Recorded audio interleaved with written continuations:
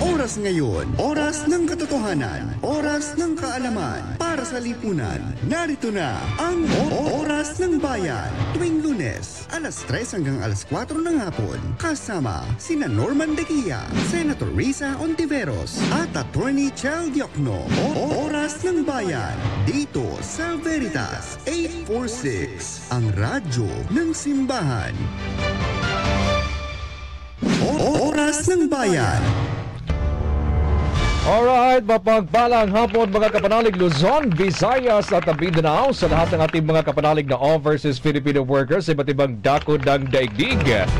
Kumusta po kayong lahat mga kapanalig at welcome po sa ating programa kung saan boses ng masa ang bida.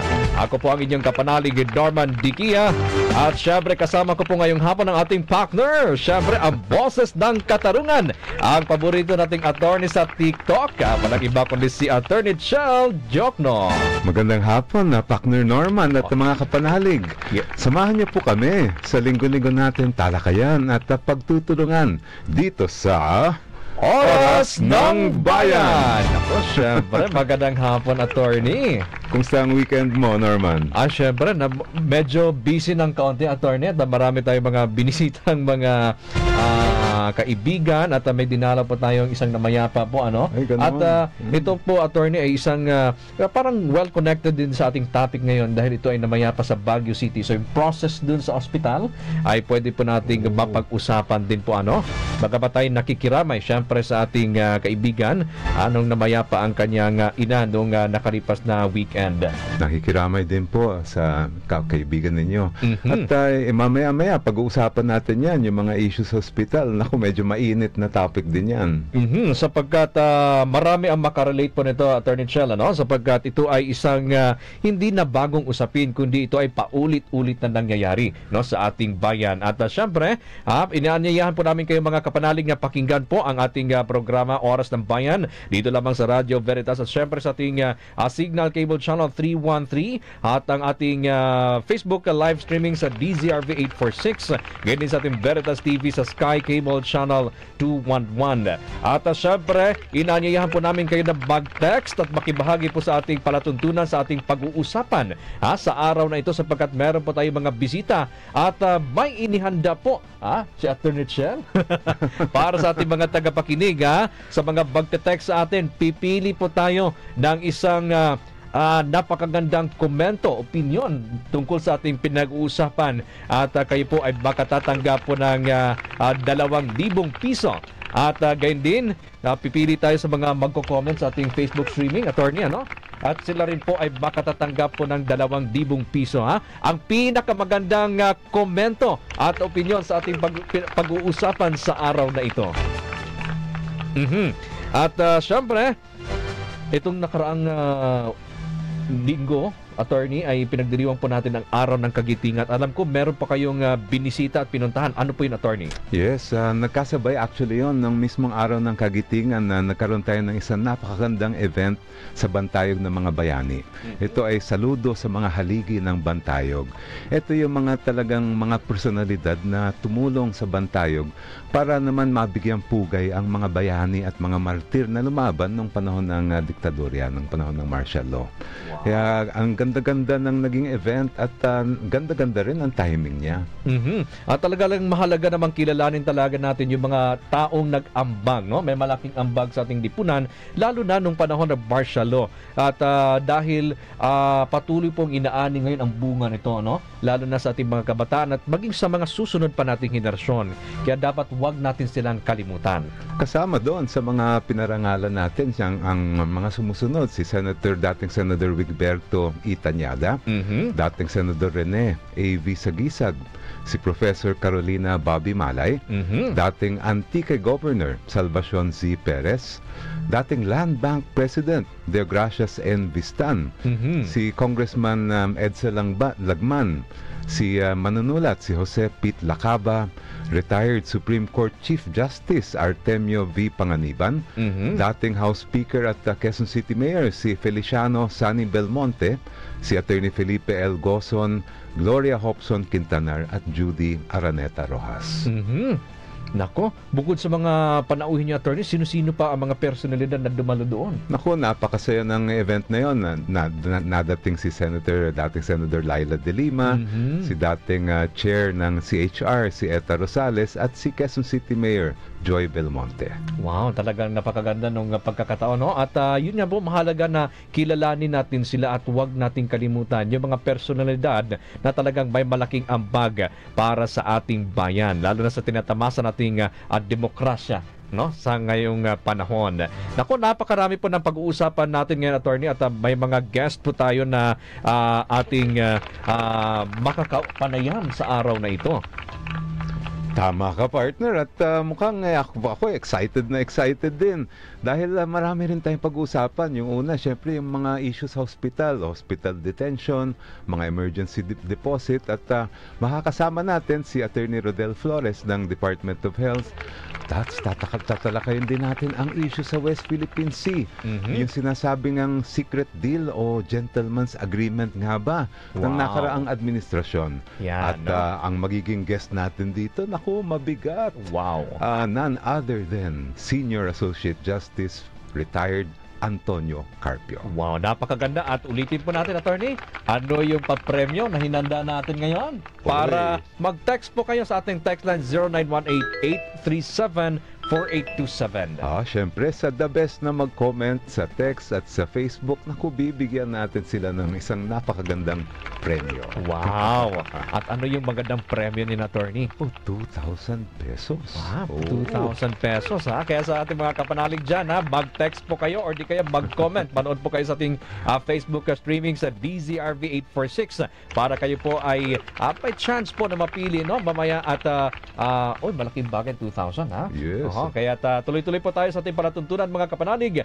Tunguin po natin ang mga balita na pinag-uusapan sa ating bayan, sa ating balita at talakayan. Oras ng Bayan. Nako, tuloy-tuloy pa rin ang kanselasyon, attorney, sa mga dahil nga sa napakainit na panahon. Tuloy-tuloy ang kanselasyon ng mga klase at halos 6,000 paaralan sa iba't ibang parte ng Pilipinas ang nagkansela ng kanilang face-to-face classes dahil nga sa mainit na panahon. Kaya ang napapag-usapan ngayon yung dapat ba bumalik tayo sa dating school calendar? Kasi nga at least may iwasan natin yung sobrang init na buwan pagka ganon. At dahil nga sabi na rin ni PBBM na mahalagang maibalik sa dating, siya rin sang-ayon na maibalik sa dating school calendar. Pero ang magiging issue kasi dyan yung transition. At yun yata yung pinag-aaralan ng ating pamahalaan. Oo, paano yung magiging transition yan. May iba-ibang mga proposal at maya-maya siguro mapapag-usapan din natin yan. At dahil pa rin sa usaping init pa rin, attorney. Oras ng Bayan. Kamakailan lamang ay isang panawagan naman ng pahayagang mag-heat leave. Meron palang ganun heat leave na yan, ha? With pay, ha? Ang mga manggagawan, parang ang laki ng ngiti ng mga kasama natin dito. Heat leave with pay para sa ating mga manggagawa tuwing mainit ang panahon. Aha! Marami ng klaseng mga leave ngayon at ito yung pinakabago, heat leave. Actually, meron nang inilabas ang Department of Labor and Employment na advisory 17-2022. Wow. At dito ay pinapayagan nila ang mga empleyado na huwag pumasok dahil sa sobrang init and other extreme weather conditions na maglalagay sa kanilang buhay sa panghanib. Pero merong konting twist yan. Kasi without pay. Yun. Pero ngayon siguro mas matutuwa sila pag with pay. Ayun. O, di ba? Parang lumundag-lundag yung mga kasama natin dito. Kaya sa hirap ng buhay ngayon, may katwiran din talaga ang panawagan ng mga manggagawa. Ano ba ang panawagan nila, attorney? Syempre yung issue natin yung kung paano ba itong magiging conditions of work na sa sobrang init na nangyayari ngayon. Dapat rin na magkaroon itong mga polisiya, mga kumpanya natin, ventilation for example, sa kanilang mga workplace. Tapos yung issue kung nagkaka-break, kung dapat rin meron din tayong break sa init. Ayan. Kaya yung mga working conditions natin, lalong-lalo na dahil sa climate change, ay dapat pag-usapan at dapat bigyan din ng importansya ng ating mga employer at kumpanya. Kung sakali, attorney, na mabigyan po ito ng chance, no, na maipasa itong heat leave na ito, at Jack, aalma dito yung mga kumpanya, syempre mga employer. Ano kaya ang sa tingin mo dito, attorney? Dapat magkaroon ng sapat na konsultasyon. Siyempre, hindi naman pwede yung magbababa ng isang bagong leave tapos hindi naman napag-usapan ng mabuti. Tingin ko naman yung mga bagay na ito, pati naman ang mga kumpanya natin, ang gusto nila maging productive yung ating mga worker. At kung hirap na nga makapasok lang dahil sa sobrang init, hindi rin magiging productive ang mga manggagawa natin. Ayan, no? So talagang magkaroon dapat ng dialogue between the employer and the employees, no? Sapagkat mahirap din talaga, sobrang init talaga ngayon, no? At bukod po dyan, attorney, sa heat leave na yan, may isa pang mainit na pinag-uusapan ngayon. Oras ng Bayan. Yung sinasabi natin, attorney, yung usapin naman ng South China Sea Patrol. Naku po talaga naman ang usapin na ito, attorney. Oo, naku, 'di ba napag-usapan na rin natin 'yan nung isang show natin yung bang kailangan din ng mga maritime cooperation among the different nations dito sa atin. At maganda itong nangyari mga South China Sea Patrol dahil nakita naman natin na pwede naman pala na magkaroon ng ganyan. At dahil nga po dyan, yung South China Sea Patrols, no? Nagmistulan na show of force na ang nasabing pagkilos at ginawa nga ito sa ating exclusive economic zone. Yan ang nakalulungkot dyan. Tayo pa yung nawalan ng parang chance na gamitin yung ating mga resources doon sa mga lugar na yon. Kailangan makuha natin yung suporta ng mga kaalyado natin. Lahat naman ng mga bansa dito sa atin may interest sa nangyayari sa South China Sea. At kailangan mapayapa at maayos ang pagdating sa issue na to. Ayan, no? At standby po mga kapanalig, sapagkat may bisita po tayo para mas palalimin pa ang usapin po ng South China Sea Patrol. Standby lamang po dito sa ating palatuntunan. Oras ng Bayan. Ubong dalahit kasabay ng lagnat at baradong ilong, kapanalig, baka pertussis na yan. Alam ba ninyo na ang whooping cough o pertussis ay isang highly contagious bacterial infection sa ating respiratory system? Ang mga sintomas na maaaring maidulot nito ay halos katulad ng trangkaso, lagnat, sipon, at pag-ubo. Kadalasang biktima ay mga sanggol na hindi pa kompleto ang bakuna. Siguraduhing napabakunahan ang mga batang may edad na 8 buwan gulang pataas. Panatilihing malinis ang katawan at magsuot ng face mask kung magagawi sa lugar na may confirmed cases. Kapanalig, mag-ingat sa sakit na pertussis, magpabakuna at manatiling malinis. Isang paalala mula sa inyong kapanalig na himpilan, Veritas 846, ang radyo ng simbahan.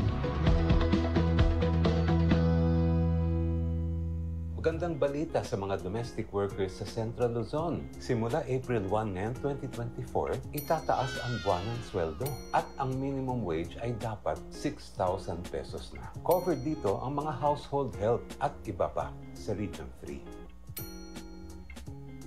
Inaasahan matutulungan nito ang 126,762 na domestic workers. Para naman sa mga kasambahay sa ibang lugar, pwedeng i-check ang applicable minimum wage sa inyong region sa website na ito.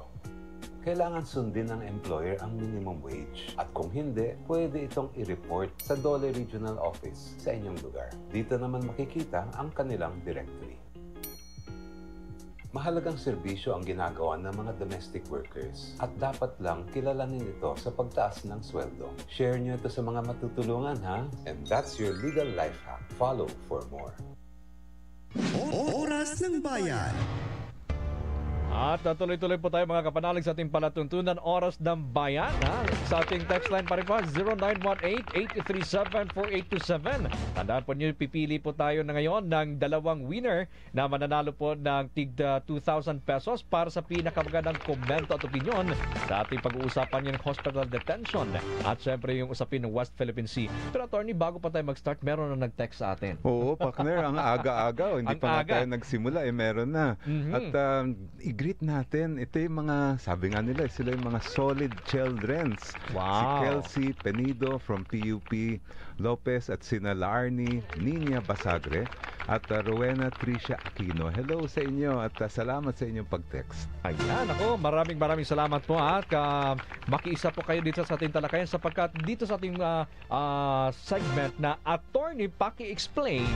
Alam mo, Attorney, pinag-uusapan talaga ngayon yung nangyari nung nakarang araw sa ginawa umanong pag-detain ng isang ospital sa Valenzuela City sa ilang pasyente dahil walang pambayad sa kanilang medical bills. No? Sa isang insidente, hindi pinayagang makalabas ang kaanak ng namatay na pasyente dahil umabot na ang kanilang bill sa halos 800,000 piso. Dako, almost 1 million na ito, Attorney. No? Medyo malaki talaga. Itong isa naman, nung una ay hindi pinayagang makalabas ng ospital hanggang sa hindi nakababayad. Pansamantala siyang pinalabas para kumuha ng social case study, ngunit dapat may kapalit siya na isang kamag-anak. Grabe naman yun. Ano bang klaseng kaso ito, Attorney? Talakayin natin ang problema ito sa ating segment na Attorney Paki-Explain. Ano ba nangyayari dito, Attorney? Ako, alam mo, Norman, matagal na yan na naging problema dito sa atin. Kaya nakapasa naman ang ating Kongreso ng isang batas, Republic Act 9439, na nagsasabi na illegal ang detention ng mga pasyente. Pero ito lang, ang distinction dyan ay kung ang pasyente ay nasa ward room, ay protected siya nitong batas. Hindi pwede siyang i-detain, hindi pwedeng i-hold yung pag-discharge sa kanya. Pero kung siya ay nasa private room, ay hindi covered ng batas. Wow. Kaya maganda siguro kung mabalikan at mapag-aralan ulit ng Kongreso to para mapalawak naman yung batas na yan. So ang laki pala talaga ng butas ng batas na yan, no? Para sa ating... Kasi may iba namang cases, Attorney, na yung mga mahihirap napilitang pumunta sa private dahil hindi naman naasikaso kaagad sa mga public hospitals natin dahil marami nga ang mga pasyente. O kung minsan naman dahil sa talagang puno na yung ward at wala na silang choice, kailangan na talagang ma-hospital yung kapamilya nila.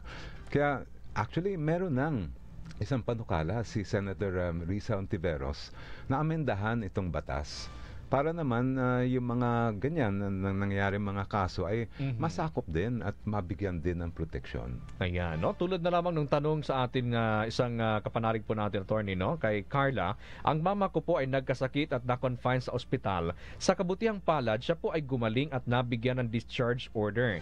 Ang aming bill ay umabot ng napakalaking halaga at binayaran po namin sa abot ng makakaya, ngunit may balanse pa rin. Ayaw po kaming palabasin sa ospital. Yon. Ngayon, ang dapat natin malaman dyan kung sila ba, yung pasyente ba ay nasa ward o nasa private room. Kung nasa ward siya, dapat hindi siya pwedeng hindi i-discharge, pero ang requirement ay mag-execute sila ng promissory note. Ang ibig sabihin ng promissory note ay talagang nangangako sila na babayaran nila yung utang nila sa ospital. Kung paano naman kung ward ng pasyente tulad ng nabalitaan recently, may parusa ba pag na-detain na mga ward patient for non-payment? Yes, meron. May parusa yan na kulong at multa. Kaya lang, ito rin yung isang gustong amendahan ni Sen. Risa ay medyo mababa eh. Mga ilang buwan lang ang pagkakulong at mababa rin ang multa. Hanggang ang proposal ni Sen. Risa ay iakyat natin yung penalty. Pati yung multa ay gawin natin na 20,000 hanggang 50,000 at yung pagkakulong ay not less than 1 month but not more than 6 months. So sana mabilis na mapasaya ng ating Kongreso. Baka kasi tinake for granted nila kasi mababa lang na parusa, no? Kaya mas pipiliin nila na i-detain na lang yung pasyente para talaga mapilitang magbayad.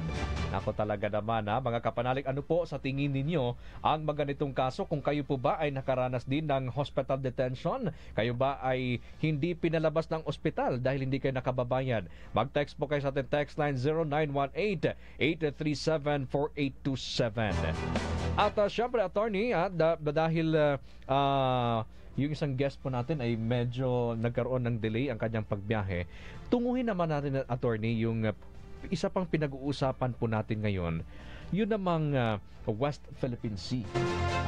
Talagang napakaganda ng pag-uusapan yun para malaman po natin ngayon. Ano ba ang boses ng kabataan dito sa ating pinag-uusapan ngayong West Philippine Sea? At may bisita tayo dyan, attorney, para dyan sa usapin na yan. Yes, meron tayong bisita na isang tinatawag nga natin na miyembro ng kabataan, si Erin Gail Tabangkura. At gusto natin siyempre malaman kung ano ba yung pananaw ng mga kabataang Pilipino dito sa issue ng West Philippine Sea. Narito na po si Erin Tabangkura. Magandang hapon, Erin. Magandang hapon po sa inyo. Thank you for having me po today. Si Erin pala, Attorney Chel, ay isang Consular and Diplomatic Affairs graduate na ngayon ay nasa development sector naman talaga. No? Good afternoon at welcome po sa ating programang Oras ng Bayan. Hello, Erin. Siya rin ay isang advocate ng education at human rights at I'm so happy to meet you, another advocate of human rights. Attorney, meron kayong katanungan para kay Erin. Siyempre, ang una natin itatanong kay Erin ay ano yung inyong pananaw dito sa sinasabing secret deal na pinasok ni dating Pangulong Duterte sa China. Anong tingin niyo doon? Yan, medyo naka-mute. Right. Okay. Alright. Hello po. Yes, go ahead. Can you hear me? I truly believe po na diplomacy holds so much power between states. And our diplomatic approach will determine the future of our peaceful relationships with other countries. Importante po talagang ma-assert natin ang karapatan which has been validated by the Permanent Court of Arbitration. However, Duterte's approach in handling its diplomatic affairs with China during his term has really caused detrimental effects and consequences to our country's sovereign rights over the West Philippine Sea, which I think we are evidently facing today, unfortunately. Itong ginawa niya ay nagdulot ng confusion or kalituhan. Whatever his intentions were, sinasabi nga rin niya na para maiwasan ang giyera. Hindi niya ito dapat ginawa ng pasikreto dahil involved dito ang karapatan ng bawat Pilipino at ang ating sovereign rights. Dagdag din dito, yung mga sundalo natin, mga fisher folk at kapwa Pilipino na nakatira doon, dapat sinisiguro natin na pinoprotektahan natin sila. Partner Norman, mukhang maalam talaga si Erin dito sa niya talaga ito, sa usapin ng West Philippine Sea, no? At dito naman Erin, dito sa pinag-uusapan natin ngayon na merong alliances na ginagawa yung ating kasalukuyang administrasyon. Ano po sa pananaw ninyo? Yes, hindi naman po ito bago, no? Ayon din sa mga pinag-aralan natin sa history books natin, strategic alliances between states have been established or are established on the grounds of mutual and collective security, and of course to maintain peaceful relations with other countries. So importante pa rin na ma-ensure natin na ang ating foreign, national, economic, and political interests are met, safeguarded, and protected, which is one of the primary and crucial duties of our public officials. Importante ang pakikipag-dialogo, kooperasyon, at kailangan magkaroon ng strategic course of action between the state parties involved para equally beneficial ito. At kapag wala ito, it will be a failed attempt to fully recognize and rightfully protect what is ours. Ako agree ako kay Erin. At yun nga yung isang problema pag maging bilateral lang yung usapin dyan sa issue ng West Philippine Sea. Ayun, nagkakaroon ng mga secret deal o yung sinasabi mga gentleman's agreement. Mas maganda yung multilateral lang approach natin para naman magkaroon tayo ng bargaining power laban sa China. Ayan, ako talaga naman, no? At isang mainit talagang usapin ito. At dito ba sa kinabibilangan mo ngayong grupo, Erin, ano yung mga ginagawa niyong programa, lalo na patungkol dito sa usapin ng West Philippine Sea?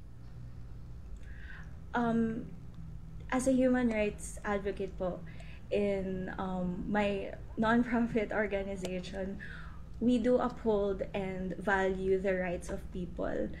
And ayun po, I cannot expressly or explicitly state kung ano yung mismong programa. Yes. But we do we do promote and ensure that the rights of our people and our citizens are important. And syempre, as an education advocate as well, I think the duty of students, especially in schools and teachers, is to make issues like these really shared and discussed in the courses that they will take. Ako na, ang ganda ng pagpapaliwanag ni attorney. Ano ang may tanong ka pa ba kay Erin? Tingko sa pinag-uusapan po natin ngayon. Well, ang masasabi ko lang ay mukha naman yung sinasabi mga secret deal na yan ay hindi pwedeng gawin dahil at hindi naman i-recognize yung ganon. Pero yung nakakatakot, yung ang habang nasa administrasyon yung nag-agree, ay baka naman nasunod nila yung secret deal na yun na hindi naman pala alam ng taong bayan. Kaya maya-maya, meron mas malalim pa yung magiging usapin natin pagdating dito sa isyung to sa ating susunod na bisita.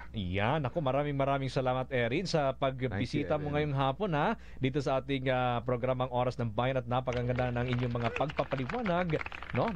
At malaga narinig po natin boses ng kabataan, attorney, no? Dito sa usapin ng West Philippine Sea at good luck sa mga gawain po ninyo sa inyong grupo. Maraming salamat po, and Attorney Chel, ikaw rin din po yung isa sa mga inspirasyon ko kung bakit po ako naging advocate for human rights. Thank you so much, Erin. Tuloy ang laban. Thank you. Ayan po mga kapanalig, si Erin Tabangkura, ang isang guest po natin sa pinag-uusapan po natin West Philippine Sea, at standby po sapagkat mamaya po ay meron pa ho tayong makakasama na sa pinag-uusapan po natin West Philippine Sea, itong secret deal na pinasok umano ng dating administrasyon. At syempre, binabati po natin ang mga nanonood po sa atin, attorney, si Harry Cristobal, ang Knights of Columbus Council 6775, si Warren Gumangan, magandang hapon Sir Norman, Attorney Chel, si Vicmore de la Torre, hello po, magandang hapon, si Josie Ulita, mapagpalang araw, si Virgie Niegas, magandang hapon, Kuya Norman, at sa ating mabait na Attorney Chel Jokno. Meron din na nag-text si Jonalyn Fernandez at sabi naman niya, tama lang ang ginagawa ni PBM na makialyansa sa ibang bansa dahil wala nga tayong labang kung mag-isa lang tayo. Ako, maraming salamat Jonalyn sa inyong text message. At si Jonalyn Fernandez ay galing pa sa Dagupan City. Oh, yes, wow. That's right. Kumusta sa lahat ng mga taga-Dagupan Magandang hapon po sa inyong lahat. At syempre patuloy po namin kayong inanyahan mag-text pa rin po sa ating programa 0918-837-4827. Oras ng Bayan. From Mega Manila, Philippines, and the World Wide Web, through broadcast and social media, this Easter season, Veritas 846 Kapanani, 55 years of Catholic broadcasting. Veritas 846, ang radyo ng simbahan. Member, Catholic Media Network, and kapisanan ng mga broadcaster ng Pilipinas. Yes, kapanalig oras sa buong kapuluan at 34 na minuto makalipas ang alas 3 ng hapon.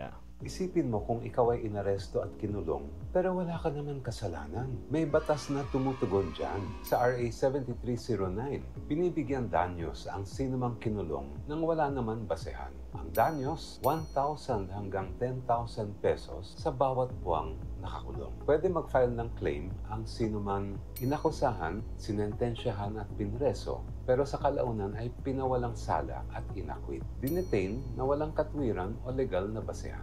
Pwede mag-file ng claim sa Board of Claims ng Department of Justice. Pwede rin magpatulong sa mga opisina ng Commission on Human Rights na tumutulong sa DOJ sa claims na ito. May mga panukalang batas para pataasin ang compensation hanggang 300,000 pesos at ito ay suportado ng DOJ at CHR. Sang-ayon rin ako dito, dapat parusahan ng may sala at protektahan ang mga inosente. That's your legal life hack. Follow for more. Oras ng Bayan. At tuloy-tuloy po tayo mga kapanalig sa ating palatuntunan Oras ng Bayan. At dito naman sa ating Boses ng Bayan. Sino ba ang bisita natin ngayong hapon, Attorney Chal? Yes, para naman sa Boses ng Bayan, makakasama natin ngayon sa programa si Retired Senior Associate Justice Antonio Carpio via Zoom. At pag-uusapan natin yung issue nga, yung sinasabing secret deal o gentleman's agreement ng nakaraang administrasyon sa China. Yan. At ang mga kapanalig, si Justice Carpio po ay isang expert pagdating sa usapin ng West Philippine Sea. At magandang hapon, Justice Carpio, at welcome po sa ating palatuntunang Oras ng Bayan. Magandang hapon, Norman. Magandang hapon, Shell. Maraming salamat po, Justice, at we're so happy to have you here today. Recently po ay naglabas kayo ng statement at para sa aming mga tagapakinig ay ano pong masasabi ninyo sa pag-aamin ni dating Pangulong Duterte na meron ngang secret deal para sa status quo sa West Philippine Sea? First of all, no, sabi niya may gentleman's agreement to maintain the status quo. So yung agreement na yon, gentleman's agreement, came about 2017. No? Ano ba talaga yung status quo as of 2017? Kasi we beached the Sierra Madre, sinadsad natin yan sa Ayungin Shoal in 1999. No? 1999. Tapos nagkaroon ng Declaration of Conduct, yung ASEAN and China nagpirmahan in 2002. So, bago nagkaroon ng Declaration of Conduct sa 2002, andun na tayo sa Ayungin Shoal. Andun na yung ating BRP Sierra Madre. Yung Declaration of Conduct naman, may provision na the parties shall refrain from occupying uninhabited features. Shall refrain from inhabiting or occupying uninhabited or unoccupied features as of 2002. So tayo, outside that provision. Kasi prior tayo eh. Lahat ng mga isla na na-occupy na before 2002, hindi kasama dyan kasi they were already occupied as of 2002.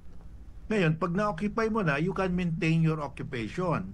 Pag kailangan mo mag-repair para hindi masira yung facility mo, you can repair.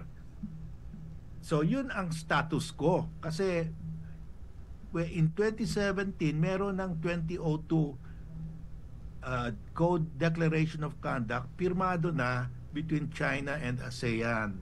In fact, from 1999, from the time na sinadsad natin yung BRP Sierra Madre sa Ayungin Shoal, constantly rini-repair natin yan kasi yung BRP Sierra Madre kinakalawang yan, no? Tapos kaya regular yung repair. Pag hindi natin rini-repair yan, guguho yan at lulubog, mawawala yung ating presence. Pag wala na tayo doon, papasok na ang China. Iniintay kaya ngayon hindi pwede atakin ng China yon kasi we carry it as a active warship. Kahit nasira na yung engine, hindi na talaga pwede mag-sail yun eh. Yung corroded na yung engine eh. Kaya lang we continue to carry it na active warship ng Philippine Navy para pag inatake yon, covered by the Mutual Defense Treaty. We can invoke the treaty. At saka accepted naman yun. Kaya yung China, kahit na they can easily take over the ship kasi lightly defended lang yan, light arms lang doon eh, mga rifle lang eh. Hindi nila ginagawa yan kasi if they do that, that is an armed attack. We can invoke the treaty and the last thing China wants na the US will intervene legally kasi pag in-invoke natin yan, mapipilitan ng US to intervene. Ayaw talaga ng China mag-intervene ng US kasi dehado naman sila. They have only 450 nuclear weapons, ang US 5,500. Talagang lopsided, no? Pag nagkaroon ng nuclear war, not a single Chinese citizen will survive. So China doesn't want war. And kaya ayaw rin nila atakihin yung Sierra Madre, iniintay nila mabubulok at gumuho at lumubog para wala na tayo doon, papasukin na nila yung Sierra Madre. Okay. Ang sabi ni Duterte, pumayag siya na hindi na i-repair. Hindi na tayo dadala ng construction material. Ang dalhin lang natin doon, pagkain at tubig lang para sa mga soldiers natin doon. Ang meaning yan, papayagan niya gumuho at lumubog, tapos aalis na tayo doon, mag-take over na ang China. So, bottom line, pinabigay niya sa China yan. Konting oras, konting how many months lang, guguho na yan, no? So, that is not the status quo. Kasi up to 2017, when the gentleman's agreement was reached, talagang rini-repair natin yan. Pag hindi natin rini-repair yan, talagang guguho yan. Lulubog yan. So, nag-invento sila ng status quo na at the time the agreement was reached, wala na raw, hindi na natin rini-repair. Hindi rini-repair natin yan. In fact, bago umalis si Duterte, last month, sabi ni Lorenzana ngayon, nasa dyaryo, sa Inquirer, sabi niya, even up to the last moment of the Duterte administration, nagpapadala kami ng repair materials, construction materials, kasi alam namin guguho yan pag at lulubog pag hindi namin i-repair yan. Mawawala yung presence natin, papasok ang China. Yun ang sabi nila. So, ang basis ng gentleman's agreement, inaccurate. Ang problema niyan, sabi ni Duterte sa press conference niya, sinasabi niya na yun nga, status quo raw. Pero may sinabi siya na very revealing. Sabi niya, I do not even know about Ayungin Shoal. Can you imagine that? I do not even know about Ayungin Shoal. But that is the very subject of the gentleman's agreement, whether we will abandon or leave Ayungin Shoal or not. In other words, pumasok siya ng gentleman's agreement, hindi niya alam anong subject matter. Sabi, hindi niya alam kung saan yung Ayungin Shoal. So, ano klaseng presidente yon? Justice, may tanong ko po. Ayungin Shoal, sabi ng Arbitral Tribunal 2016, 2017 yung kanyang agreement. So before, 1 year before, sinabi ng Arbitral Tribunal, yun Ayungin Shoal, part of the exclusive economic zone of the Philippines. Under UNCLOS, pag exclusive economic zone mo, you have the sole right to put up a structure. So, we have a right to put up a structure, pero winade niya. Sabi niya, aalis, hindi na namin i-repair yan. Kasi ang structure natin sa Ayungin Shoal is actually the BRP Sierra Madre. We use it as a permanent outpost. We have a right to remain there under the arbitral award.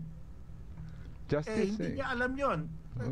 In other words, he entered into a gentleman's agreement without knowing anything about Ayungin Shoal, which was the very subject matter. What kind of a president is that? I mean, kahit na hindi ka graduate ng high school, you will not enter into an agreement na hindi mo alam ano yung subject matter, no? So, talagang malaking problema. Maswerte lang tayo na they did not publicize it. Secret. So if it is secret, it will not bind us. It will not bind the next president kasi nobody can object, no? Nobody can scrutinize it. Nobody knew about it. Kaya sabi nga sa dyaryo ngayon, sabi ni Lorenzana sa Inquirer, I don't know anything about the gentleman's agreement. So that means Duterte never consulted the defense secretary.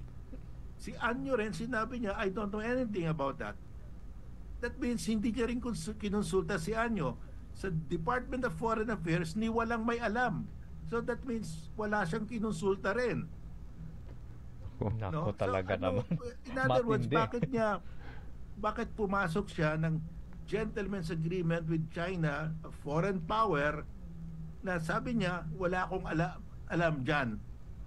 Wala rin siyang tinanong. Kahit sino sa kanyang mga advisors, hindi niya rin tinanong. So, anong klaseng agreement yung pinasok niya? Ang problema natin ngayon, sabi ng China, that is a state-to-state agreement. That's agreement between China and the Philippines. So, ini-insist nila, we are bound. Can you just imagine that? We are bound by an agreement, sabi ng China, kahit na yung si Duterte inamin niya, wala akong alam dyan. Pero umuo siya. Pero justice ay valid po ba yan? Would that be valid? Yung sinasabi nilang we are bound by it? Yan ang posisyon ng China. Of course, we will say we are not bound because that was not announced. Kasi under the doctrine of unilateral declaration, it must be publicly announced to bind the country. Wala namang announcement Maswerte tayo, it was secret. Dinideny ni Defense Secretary Lorenzana ngayon. He was the Defense Secretary at that time. Dapat yun ang number one i-inform ni Duterte na nagkaroon ako ng gentleman's agreement. Sabi niya, wala akong alam. Sabi niya, in fact, towards the very end, we send repair materials. So that was the status. So yun ang problema natin. We have a president na inaamin niya na wala akong alam about Ayungin Shoal, pero nakipag-areglo, nakipag-enter into a gentleman's agreement about Ayungin Shoal. Talagang pagtatawanan tayo niyan. Nako naman talaga, no? At syempre, Justice, ano po kaya ang pwedeng... Yes po, Justice, ano po ang pwedeng mangyayari dito kay Duterte, dito sa pinag-uusapan natin secret deal? Ano pong pwedeng mangyari sa kanya? Well, at ang suggestion ko, magkaroon ng inquiry, legislative inquiry, para let's really establish the facts. Ano ba talaga? Mukha naman po magkakaroon maklaro sa bayan natin na ano talagang nangyari. Tapos, we can tell China, wala namang publication yan nobody knew about that. So it will not bind us. Of course, China will say another thing. We expect China to insist na it binds us. Ganyan talaga yan. But maghanda na tayo kasi gagamitin ng China yan. In every press release, sasabihin nila, may agreement. Inamin na ni Duterte. Yan ang problema. Kasi, ang una, nangyari ito, lumabas yung article sa Manila Times that a named Chinese embassy official said there is a gentleman's agreement. Lumabas si Harry Roque, former spokesperson ni Duterte, sabi niya, totoo, may gentleman's agreement. Tapos nagsalita si Sal Panelo, former spokesperson at saka legal counsel, sabi niya, kinonsulta ko si former President Duterte, walang gentleman's agreement, sinungaling yan, si Roque, publicity seeker lang yan. So, ganyan. Ngayon, ang ginawa ng China, Foreign Ministry of Affairs of China, sinabi, we confirm there is a gentleman's agreement. Anong ginawa ni Duterte? Oo, meron nga. Konting pitik lang ng China, umuo na siya. Naglaglaga na sila, no, Justice? Naglaglaga na sila. So, yun ang problema natin. Kasi meron tayong presidente, kahit hindi niya alam ano yung agreement na pinipirmahan niya o ina-agree niya, sige pa rin. Bakit? Well, sinabi niya, I love President Xi Jinping So, in love siya kay President Xi Jinping. So, kahit ano, sa oo na lang siya. Nako naman talaga, no? So, Justice Carpio, maraming salamat po. Any last words po para sa ating mga tagapakinig ngayon, lalo na sa pinag-uusapan po natin ngayon hapon na ito, West Philippine Sea, Justice? Well, I think we should choose our presidents carefully. Yun lang. Maraming salamat po, Justice Carpio. Nako, maraming salamat po, Justice Carpio, sa inyo pong panahon na kayo po ay nakibahagi sa ating talakayan sa Oras ng Bayan sa mainit na pinag-uusapang secret deal, no, dito sa usapin ng West Philippine Sea. Standby lamang po mga kapanalig, mag-text pa rin po kayo sa ating text line 0918-837-4827. Oras ng Bayan.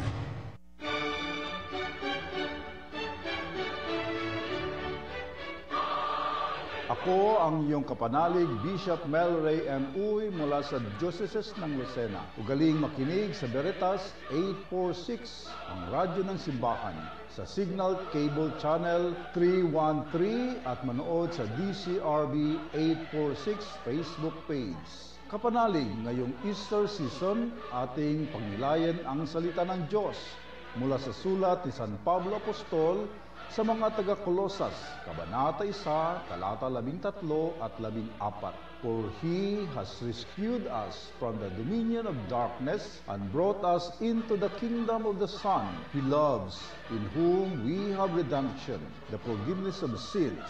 Ang tagumpay ni Kristo mula sa kamatayan ay dahil sa kanyang pagliligtas sa ating mga kasalanan na ipinagpapasalamat ng sanlibutan. Kaya purihin natin si Kristo at ipagbunyi ang kanyang muling pagkabuhay. Happy Easter, mga kapanalig!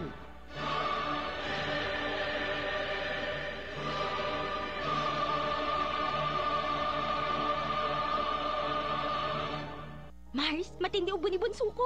May hika naman si Junior. Nausog? Ipatawas natin. Mga Mars, para sa ubo at hika ng mga bata, Plemex for Kids. Ang Plemex for Kids ay gawa sa halamang lagundi. Tinutunaw at pinalalabas ang plema. Ginhawa para sa mga bata. Totoo, hindi chismis. Camille Pratsiambao po, nagtitiwala sa Plemex. Ang batang lagundi, Planex! Vitex Segundo L is the generic name of Plemex for kids. If symptoms persist, consult your doctor. Mommies, agapan agad ang ubo at plemang nakabara. Pambatang lagundi, Plemex! Sir Chel, ano pang pwedeng gawin sa employer na hindi naguhulog ng SSS, PhilHealth at Pag-ibig? Naku, bawal na bawal yan. Kaya, here's your legal life hack. Laban dyan. Pwedeng kasuhan ng employer na hindi naguhulog. Sa SSS, may parusang multa hanggang 20,000 pesos o pagkakulong hanggang 12 years o pareho. Sa PhilHealth, multa ng 1,000 pesos multiplied by the total number of employees at pagkakakulong hanggang 1 year. Sa Pag-ibig naman, multa hanggang 2 times ng hindi niremit o pagkakakulong hanggang 6 years o pareho. Kung binawasan ang sweldo nyo, pero hindi naman hinulog ang deduction at sinarili lang, kasong estafa pa yan. Pwede niyong i-report yung ganyang pabayag o abusadong employer sa local office ng SSS, PhilHealth o Pag-ibig sa inyong lugar. And that's your legal life hack. Share niyo to sa mga matutulungan and follow for more. Oras ng Bayan. Talaga napakainit ang ating pinag-uusapan at napakaganda ng pagpapaliwanag ni Justice Antonio Carpio kanina, Attorney Chel, no? Oo. At ngayon naman ay balikan po natin yung hospital detention naman at meron po tayong makasama, Attorney Chel. Sino ba makakasama natin ngayon? Ang makakasama natin si Attorney Rodel Flores, ang ating OIC Director 3 ng Health Facilities and Services Regulatory Bureau ng Department of Health. At Attorney Flores, maraming salamat sa pagpapaunlak ninyo sa aming paanyaya. Attorney Rodel, good afternoon. At good welcome afternoon po, sir. Yes, welcome po sa ating programang Oras ng Bayan. Attorney Chel, may katanungan po kayo kay Attorney Rodel. Kanina, Attorney Rodel, napag-usapan namin ni Partner Norman yung mga issue tungkol sa hospital detention. Ngayon, ang una kong tanong sa inyo ay paano nyo na-actionan itong mga ganitong mga klaseng reklamo? I'm presuming na marami na rin kayong natatanggap na ganyan. Yes, Attorney. Ay, totoo po yan, sir. No? Madalas po yan, yung mga kaso ng illegal detention natin. No? So, sa office, sa HFSRB, tinutulungan naman natin yung mga patients natin na mailabas ng maayos. Pero yung kanina napag-usapan... So, pinapakausapan natin yung mga hospital na hanggat maaari. Kanina po, Attorney, napapag-usapan namin yung batas. Yung meron naman tayong batas dyan na nagsasabi na kung ikaw ay pasyente sa ward, ay hindi naman nila pwedeng i-detain o hindi kayo pwedeng i-discharge.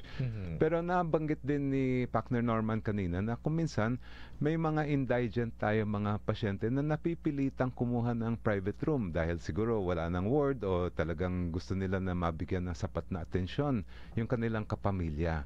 Paano kaya yung mga sitwasyon na ganon? Okay. Opo. Yung batas kasi naka-limit siya sa pag nasa private room ka, kumbaga hindi na siya violation ng law, no? Pero sa amin po kasi sa administrative kasi yung hinahawakan naman ng office is administrative concern para sa hospital natin being part ng regulated facility. Actually kailangan talaga, no, after ng treatment ng patient dapat ma-discharge. Okay? Yung nasa batas po natin kasi nagbibigay lang ng criminal liability para doon sa mga hospital na kung sakaling may detention ng patient. Pero sa amin po kasi, with or without the law, obligado naman tong hospital na ilabas yung pasyente natin, no? Kasi part ng treatment protocol ng hospital rin eh. After magamot, madi-discharge na siya, no? Magkaiba naman yung payment ng obligasyon ng pasyente doon sa procedure ng hospital kung saan ang obligasyon nila ay gamutin yung pasyente natin. Ay, agree tayo dyan. At sa tingin ko nga, dapat sana maamendahan itong batas na ito para maging klaro na hindi lang naman limitado siya sa mga nasa ward. Although sa ngayon ay yun ang nasa batas. Ano? Anong tingin niyo po? Would you agree with any proposed amendment? Yes po. Yes po. Definitely po, attorney. No? So, na para lang maging mas conveniente at mas malinaw po sa mga hospital owners natin na talaga natin. Attorney Rodel, dito sa pinag-uusapan natin, kung halimbawa may mga kapanalig po tayo na nakikinig sa atin na nakaranas po ng hospital detention o mga ganitong uri po, saan po sila pwedeng magreklamo? Yes po. Pwede po silang magreklamo sa pinakamalapit na DOH Regional Office, no, sa lugar nila kung saan meron. And then kung wala naman po, pero pwede naman mismo sa HFSRB. Either through mail or email, no? Ayan, nako. Maganda rin ang pagpapaliwanag, Attorney Chel, ha? Maganda itong mga issue na to dahil ang dami ko na rin na nalapit sa akin na may ganyan na problema. Ayan. At kung minsan ang nagiging limitasyon pa yung nasa batas. Kaya maganda rin na balik-balikan natin itong mga batas na nagpoprotekta sa taong bayan. Nako, Attorney Rodel, maraming salamat. Kahit alam kong busy kayo, nasa biyahe po kayo ngayon. Kayo po ay nagpa-unlock sa atin ng panayam para mas maipaliwanag, no? At hopefully next time po, mas may oras pa po tayo para mas maipaliwanag pa at mapalawak yung usapin natin ng hospital detention. Thank you, Attorney Rodel. Okay, thank you very much din po. Ingat po. Yan po mga kapanalig sa Attorney Rodel Flores ng Department of Health sa pinag-uusapan po nating hospital detention. Ako, Attorney, yung topic po natin ngayon, hospital detention at yung West Philippine Sea, ay talaga namang sumabay sa init ng panahon. Oo, at saka kanina napag-usapan din natin yung problema sa mga eskwelahan natin, yung sobrang init din. Talaga naman. Sa mga kapanalig natin dyan, ano ba ang ginagawa ninyo para mas maibsan yung mga nararamdaman nating init? Ano yung mga sa tingin ninyo, yung pinag-uusapan nating usapin sa West Philippine Sea, lalo na yung secret deal? Talaga naman. Isa paliwanag ni Justice Carpio, Attorney Chel. Grabe naman pa talaga. Sobrang secret naman pala talaga. Mahirap pala yung ganun, ano? Na hindi natin alam, baka nabebenta na yung Pilipinas. Naku, problema talaga yan. At talaga naman, na sinasabi kanina, nung sinabi ni Attorney Harry Roque, yung former spokes ni PRRD, na talagang meron. Tapos sinabi naman ni Attorney Sal Panelo na wala. Yun naman, nakakapagtaka, no? Kung ano pa talaga.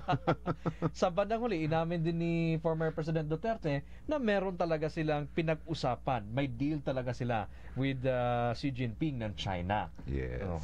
At dahil dyan, no, pangako namin ni Attorney Chel kanina, merong mananalo ng 2,000 pesos mula sa ating text line at sa ating Facebook. Sa text po, Attorney, sino ang nanalo ng 2,000 pesos? Ang pinakamagandang komento sa pinag-uusapan po natin ngayong araw na hospital detention at West Philippine Sea. Babasahin muna natin para may konting excitement. Ano ba ang sabi niya dito, Attorney? Magandang hapon po, sabi niya, Boses ng Bayan. Nakakalungkot at nakakagalit din ang usapan ni dating PRRD at Xi Jinping at tinawag ni dating spokesperson Roque na gentleman's agreement. Pagiging gentleman po ba ang gawing itong lihim sa mamamayang Pilipino? At congratulations kay Josie de Mesa Dizon na taga Mariveles, Bataan. Ako, nandun ako ng isang linggo. Hoy! Kayo po ang kauna-unahang mananalo nitong premyo na. Wow, 2,000 pesos po yan. Kapanalig Josie de Mesa Dizon ng Mariveles, Bataan.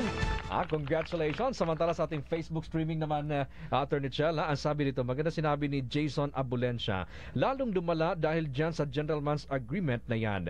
Para na nating ibinigay sa kanila ang West Philippine Sea. Ngayon ay naghahabol tayo para para mabawi ang talagang sa atin at dapat lang igiit natin ang arbitration ruling na napanalunan natin noong 2016. No? Dapat talaga mag-usap sina PRRD at PBBM kahit na inaaway ni Duterte si PBBM ay cool pa rin. No? At sabi pa niya dito na may isa pa siyang sinabi dito. Kaya pala lumala ang presensya ng China sa WPS. Dapat talagang ipaliwanag mabuti ni Duterte yung gentleman's agreement na yan. O dapat talagang maimbestigahan yan. Ayan po ang isa sa nanalo sa ating Facebook streaming ng 2,000 pesos. Si Jason Abulencia. Nako. Kaya mga kapanalig ha, na magpadala pa kayo ng mga text message at dito sa Facebook din. Abangan natin yan. Yan. At syempre, hanggang sa susunod na Lunes po, makiisa po kayo at makisali sa ating talakayan sapagkat baka kayo po ang susunod na mapalad na mananalo ng 2,000 pesos sa ating programa. Pipili po tayo ng pinakamagandang komento at opinion. Yes.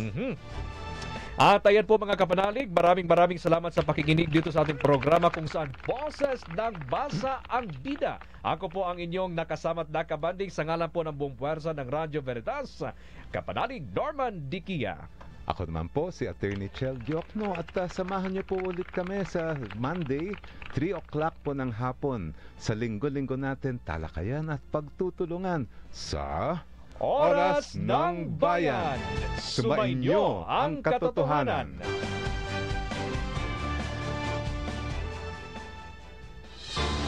Inyong napakinggan ang Oras ng Bayan. Abangan muli tuwing Lunes, alas 3 hanggang alas 4 ng hapon. Kasama sina Norman Diquia, Senator Risa Ontiveros, at Attorney Chel Diokno. Oras ng Bayan, dito sa Veritas 846, ang radyo ng simbahan. Panalangin kay San Roque. O mapagmahal at makapangyarihang Ama,